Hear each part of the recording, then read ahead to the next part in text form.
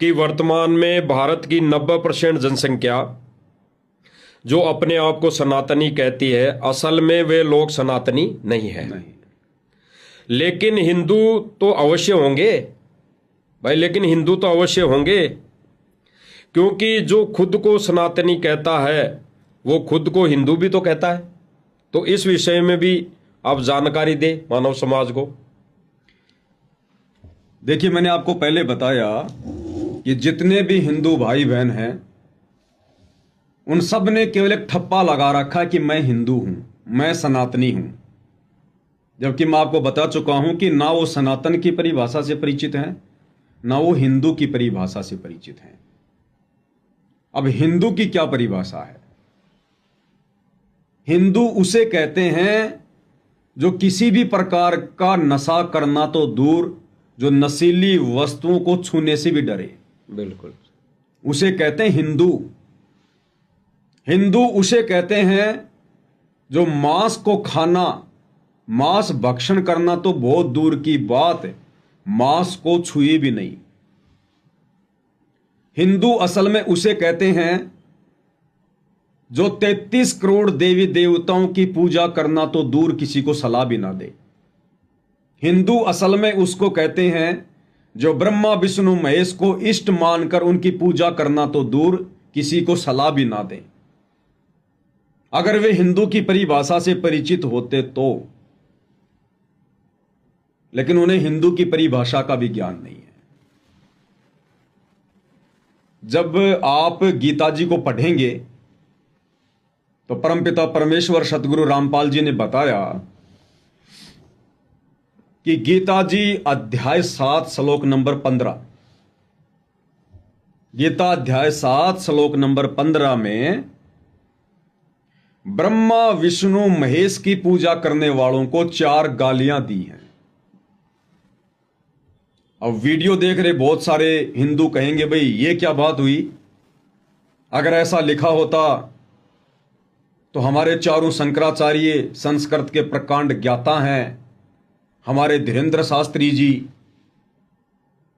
हमारे बहुत सारे आचार्य जी, ये तो दिन रात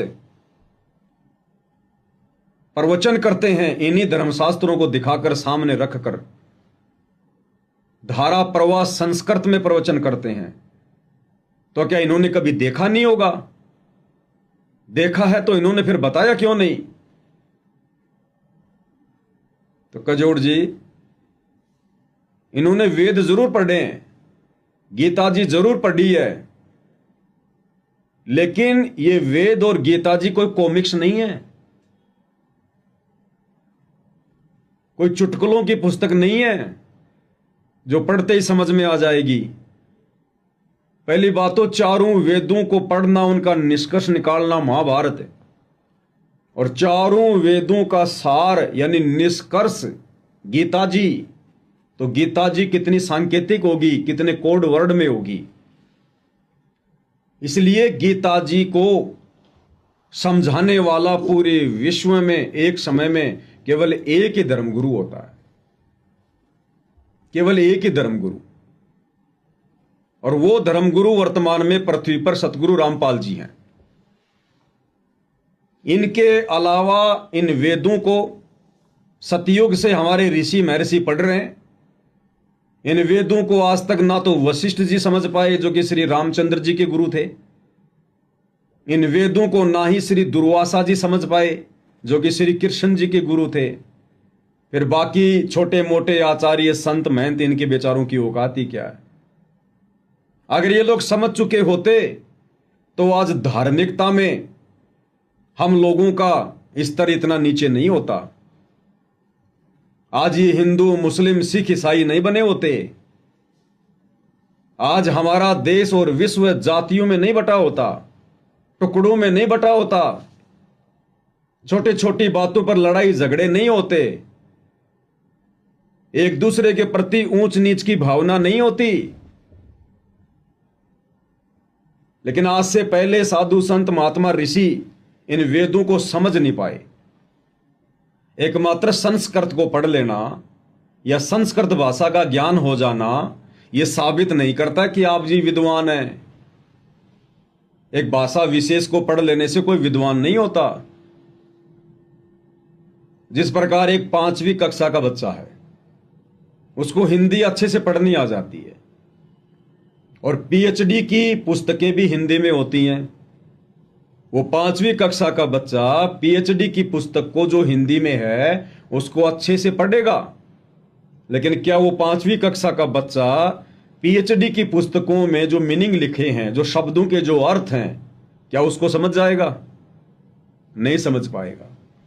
इसी प्रकार ये हमारे धर्मगुरु विश्वामित्र जैसे, वशिष्ठ जैसे, मार्कंडे जैसे, दुर्वासा जैसे, इनको केवल संस्कृत भाषा का ज्ञान था। शास्त्रों में क्या लिखा है भक्ति और भगवान के विषय में, ये इस बात की गहराई तक नहीं जा पाए। अन्यथा भक्ति मार्ग में आज समाज का स्तर इतना नीचे नहीं होता। तो कजोड़ जी इन चारों वेदों को और गीता जी को आज वर्तमान में सतगुरु रामपाल जी ने पढ़ के बताया, निष्कर्ष निकाल के दिखाया। तो गीता जी अध्याय 7 श्लोक नंबर 15 में ब्रह्मा विष्णु महेश की पूजा को भी रिजेक्ट कर दिया गया है। तीनों गुणों की पूजा को रिजेक्ट किया गया है। 3 गुण कौन? रजगुण ब्रह्मा जी, सतगुण विष्णु जी, तमगुण शिव जी। तो गीता जी इन तीनों, इन तथाकथित भगवानों की अज्ञानता के कारण समाज ने इनको भगवान मान लिया, जबकि इनसे ऊपर तो और बहुत बड़ी बड़ी परम शक्तियां हैं। तो गीता जी खुद ब्रह्मा विष्णु महेश की पूजा को रिजेक्ट करती है। सभी वीडियो देखने वालों से प्रार्थना है, अध्याय नंबर 7 श्लोक नंबर 15। आजकल तो आप गीता जी को गूगल पर भी देख सकते हैं इन अध्याय को। जब आप गूगल पर सर्च करेंगे गीता जी अध्याय 7 श्लोक नंबर 15 में क्या लिखा है, स्पष्ट रूप से हिंदी में भी उसका ट्रांसलेट होके लिखा हुआ मिल जाएगा कि राक्षस स्वभाव को धारण किए हुए मनुष्यों में नीच दूषित कर्म करने वाले मूर्ख लोग, गीता का ज्ञान देने वाला भगवान कहता कि मेरी पूजा भी नहीं करते, केवल तीनों गुणों की भक्ति में लगे हुए हैं, ब्रह्मा विष्णु महेश की पूजा में। तो ब्रह्मा विष्णु महेश की पूजा करने वालों को गीता जी में 4 गालियां दी गई है। अब बताइए हम धीरेन्द्र शास्त्री जी को कैसे सनातनी कह सकते हैं? क्या उनकी पूजा सनातनी है? क्या उनकी पूजा वेदों के अनुसार है? अब मन में सवाल उठेगा कि धीरेन्द्र शास्त्री जी तो बहुत बड़े हनुमान भगत हैं और पूरा हिंदू समाज हनुमान जी की पूजा करता है, तो क्या धीरेन्द्र शास्त्री जी को भी यह ज्ञान नहीं कि भगवान कौन है, किसकी पूजा करनी चाहिए? 101% ज्ञान नहीं है। धीरेन्द्र शास्त्री जी हनुमान जी के पुजारी हैं, बालाजी के पुजारी हैं। अब धीरेन्द्र शास्त्री जी से कोई पूछे कि सनातनी शास्त्रों में, अगर उन्हें यह पता हो कि सनातनी शास्त्र क्या हैं, सनातनी शास्त्र हैं 4 वेद। सर्वप्रथम ब्रह्मा जी ने 4 वेद मनु को दिए, मनु ने फिर अपने वंशजों को दिए, उन ब्राह्मणों ने फिर आम समाज को 4 वेदों का ज्ञान दिया, जैसा भी उन्होंने समझा। तो सनातनी शास्त्र हैं 4 वेद। जिस समय हिंदुओं की ये कुरान शरीफ नहीं थी, कुरान मजीद नहीं थी, तौरेत नहीं थी, जबूर नहीं थी, इंजिल नहीं थी, सिखों का गुरु ग्रंथ साहिब नहीं था, ईसाइयों की बाइबल नहीं थी, हिंदुओं की गीता नहीं थी, उस समय ये 4 वेद थे। 4 वेद। तो 4 वेदों से ही हर संप्रदाय के धर्म ग्रंथ निकले। तो वेदों में जो ज्ञान है भक्ति और भगवान को लेकर, वो संपूर्ण मानव समाज के लिए है। द्वापर में महाभारत के युद्ध में गीता जी का ज्ञान दिया गया। गीता जी का ज्ञान स्पेशल हिंदुओं के लिए नहीं है, पूरे मानव समाज के लिए है। क्योंकि जिस समय गीता जी का ज्ञान दिया जा रहा था उस समय पृथ्वी पर ना हिंदू धर्म था, ना मुस्लिम धर्म था, ना ईसाई धर्म था, ना सिख धर्म था, ना कोई जैन धर्म था, ना यहूदी थे, ना कोई मंगोली थे। सब वेदों के अनुसार साधना किया करते थे। आगे चलकर कोई मुसलमान बन गया, कोई हिंदू बन गया, कोई सिख बन गया, कोई ईसाई बन गया। तो चारों वेद और गीता जी में भक्ति और भगवान को लेकर जो ज्ञान है वो संपूर्ण मानव समाज के लिए है। आप विचार कीजिए, आज हमारा समाज कितनी जातियों में बट गया है। जाति जाति में भी आपस में ऊंच नीच को लेकर झगड़े फसाद। सतयुग में कोई जाति नहीं थी, त्रेता में कोई जाति नहीं थी, द्वापर में कोई जाति नहीं थी। अगर थी तो आप मुझे बताइए। आज जिस प्रकार से हम लोग अलग अलग संप्रदाय के अपने अपने नाम के आगे अपनी जाति लगाते हैं, सिख भाई अपने नाम के आगे सिंह लगाते हैं, हिंदू भाई अपने नाम के आगे कोई चौहान लगाता है, कोई यादव लगाता है, कोई जाट लगाता है, कोई ब्राह्मण लगाता है, मुसलमान भाई अपने नाम के आगे कोई खान लगाता है, कोई शेख लगाता है। त्रेता युग में आप जिन जिन लोगों को जानते हैं, क्योंकि हम हिंदू समाज के लोग, हमने रामायण बहुत देखी है, महाभारत हमने बहुत देखी है, तो थोड़े बहुत जो पात्र हैं उनको हम जानते हैं। आप मुझे बताइए, त्रेता युग में हम रामचंद्र जी के परिवार से शुरू करते हैं।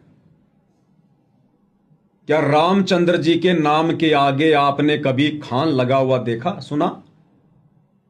उन्होंने कभी कहा हो कि मैं रामचंद्र खान या मैं रामचंद्र सिंह? उनकी माताजी ने कभी अपने नाम के आगे लगाया हो मैं कौशल्या कौर, सीता कौर, सीता बानो, कौशल्या बानो? लक्ष्मण जी ने अपने नाम के आगे कभी सिंह, कौर, कुमार, खान कुछ लगाया? भरत ने लगाया? नहीं। शत्रुघ्न ने लगाया? दशरथ के नाम के आगे पीछे कोई जाति सूचक शब्द थे? नहीं थे ना? नहीं थे। फिर आते हैं हम किष्किंधा में, बाली और सुग्रीव दो भाई थे। क्या बाली ने अपने नाम के आगे कभी सिंह लगाया? कोई जाति सूचक शब्द लगाया? क्या उसने कहा कि मैं मुसलमान हूं, मैं हिंदू हूं, मैं सिख हूं, मैं ईसाई हूं? सुग्रीव ने ऐसा कोई शब्द लगाया? बाली का बेटा अंगद, उसके नाम के आगे कोई जाति सूचक शब्द था? रावण के नाम के आगे कोई जाति शब्द था? रावण का बेटा कौन? इंद्रजीत, मेघनाथ, अक्षय कुमार, 1,00,000 उसके बेटे थे। क्या कोई जाति सूचक शब्द था? द्वापर के बाद में सारी जातियां बनी है, सारे धर्म बने हैं, और आज पूरी की पूरी दुनिया, पूरा का पूरा मानव समाज धर्म में और जातियों में बंटकर धर्म की परिभाषा भी भूल गया। तो कैसे हम इनको सनातनी कह सकते हैं? सनातन में तो कोई धर्म नहीं था, कोई जाति नहीं थी, सब एक परमेश्वर की पूजा करते थे, वेदों के अनुसार साधना किया करते थे, और सब गुरु बनाकर साधना किया करते थे। सबसे बड़ी बात, बिना गुरु के कोई भी व्यक्ति अध्यात्म की शुरुआत नहीं करता था। सतयुग, त्रेता, द्वापर में जब बच्चा 3 वर्ष का हो जाता था तो अध्यात्म के अनुसार उस बच्चे को गुरु से जोड़ दिया जाता था, क्योंकि बिना गुरु के भक्ति होती नहीं है। सही। श्री रामचंद्र जी, जिनको लोग भगवान कहते हैं, श्री रामचंद्र जी ने भी भक्ति की शुरुआत करने के लिए वशिष्ठ जी को अपना गुरु बनाया। भाई उनको क्या जरूरत थी गुरु बनाने की? वो तो 3 लोक के प्रधान देव हैं, विष्णु जी के अवतार थे, उनको भला गुरु बनाने की क्या जरूरत थी? लेकिन उनको पता था कि अध्यात्म की शुरुआत सनातन धर्म में गुरु से ही होती है। श्री कृष्ण जी द्वापर में आए, वो भी 3 लोक के देव हैं, प्रधान शक्ति हैं, उन्होंने भी दुर्वासा जी को अपना आध्यात्मिक गुरु बनाया। श्री कृष्ण जी के सतगुरु रामपाल जी ने 2 गुरु बताए। श्री कृष्ण जी का एक गुरु था संदीपनी, जो केवल उनको अक्षर ज्ञान की जानकारी देता था, और श्री कृष्ण जी के धार्मिक गुरु थे श्री दुर्वासा जी। तो श्री कृष्ण जी ने भी गुरु बनाकर भक्ति की शुरुआत की। फिर आज का सनातनी, आज का हिंदू कौन सी खेत की मूली है जो बिना गुरु बनाए मंदिरों में जा जाके, तीर्थों पे जा जाके अपनी मुक्ति करवा लेगा, 84 लाख योनियों से बच निकलेगा। तो असल में वर्तमान में लोग अध्यात्म की परिभाषा ही भूल चुके हैं।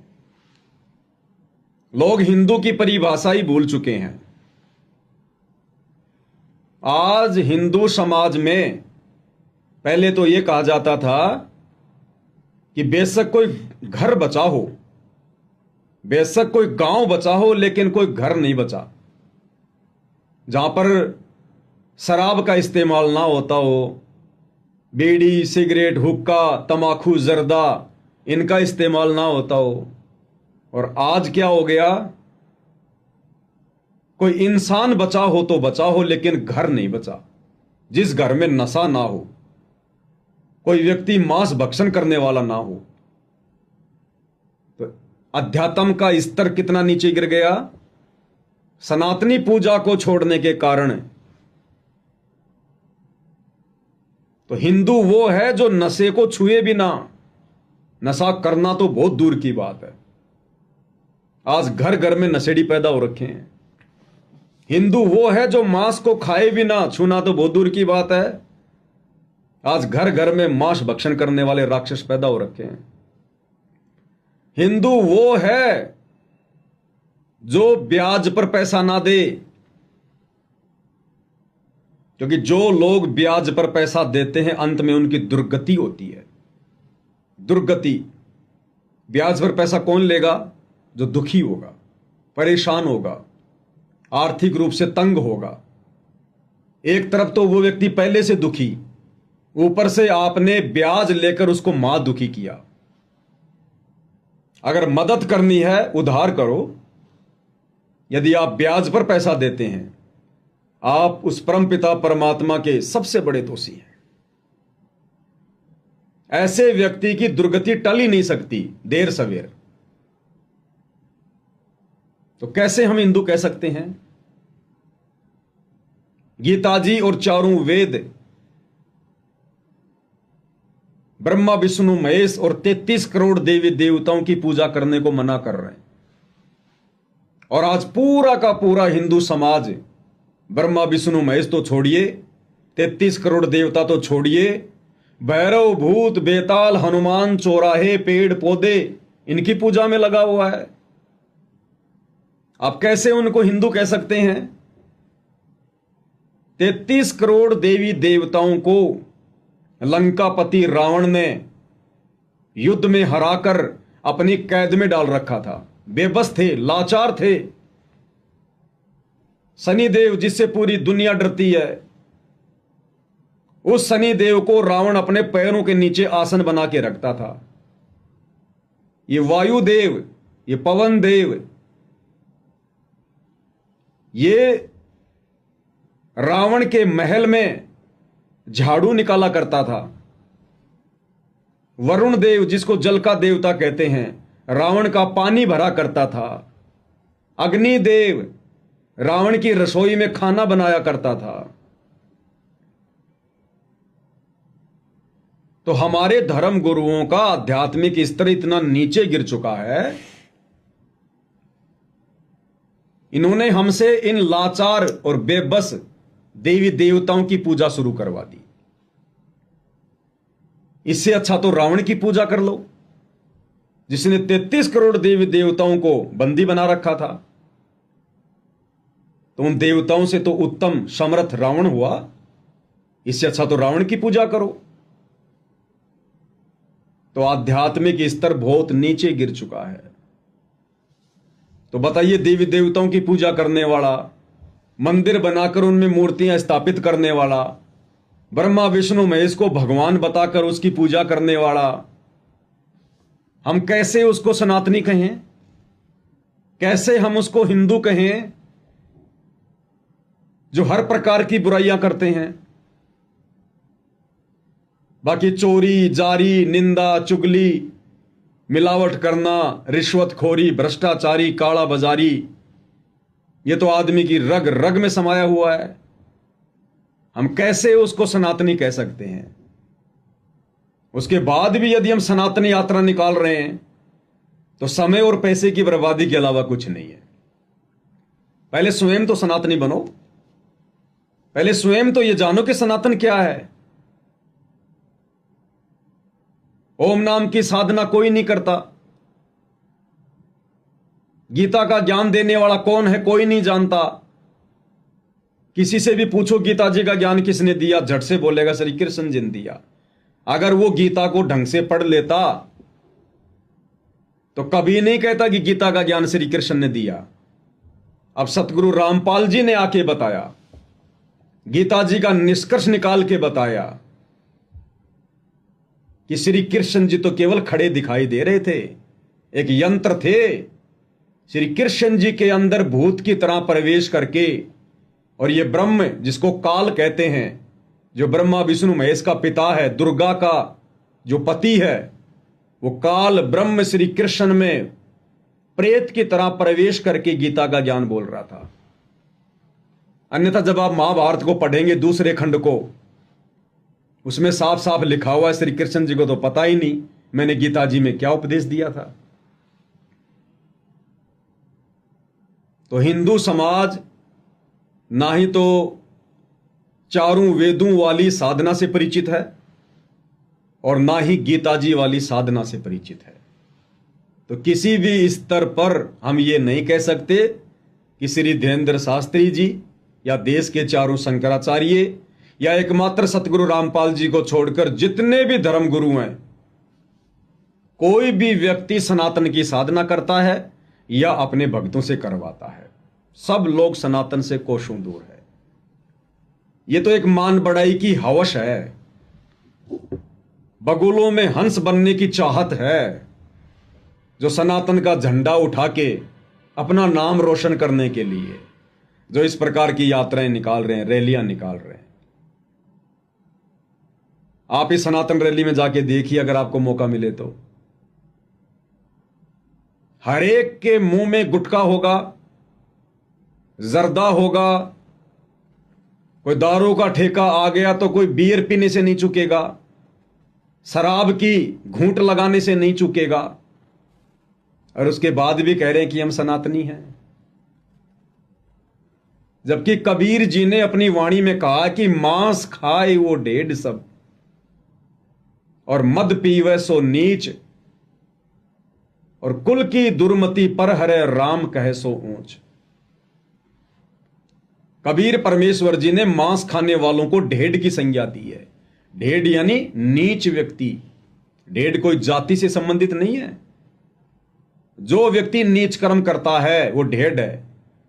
जो व्यक्ति शराब पीता है, मांस खाता है, बीड़ी, सिगरेट, जर्दा, गुटखा, पान मसाला, कोई भी नशा करता है, ब्याज पे पैसा देता है, देवी देवताओं की पूजा करता है, जो गीता जी ने मना कर रखी है, ब्रह्मा विष्णु महेश को अपना इष्ट मान के पूजता है, वो व्यक्ति कबीर जी की वाणी के अनुसार ढेड की संज्ञा में है, नीच की संज्ञा में है।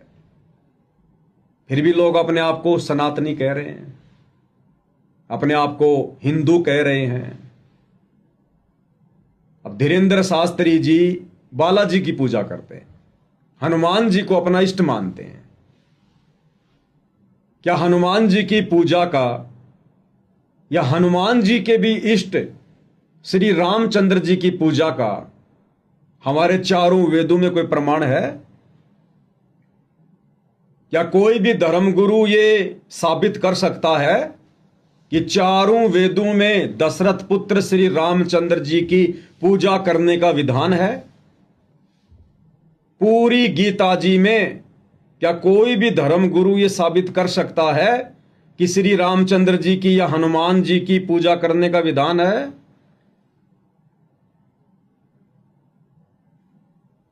और श्री धीरेन्द्र शास्त्री जी जो जय श्री राम के नारे लगा रहे हैं, हनुमान जी को इष्ट मान के पूजते हैं, उनसे अगर पूछा जाए कि अगर यही सर्वश्रेष्ठ भगवान है, परमात्मा है, यही अगर दुनिया को चला रहे हैं,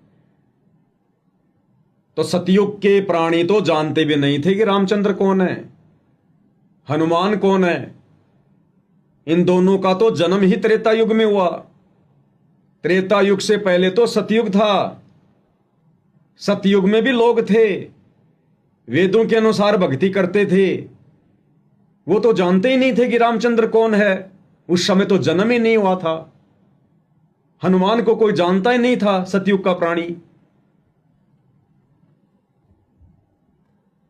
तो श्री धीरेन्द्र शास्त्री जी ना ही तो सनातनी पूजा से परिचित हैं और ना ही वो सनातनी भगवान से परिचित हैं। तो किसी भी सूरत में ये नहीं कहा जा सकता है कि सनातनी यात्रा निकालने वाले सनातनी होंगे, बिल्कुल नहीं कहा जा सकता।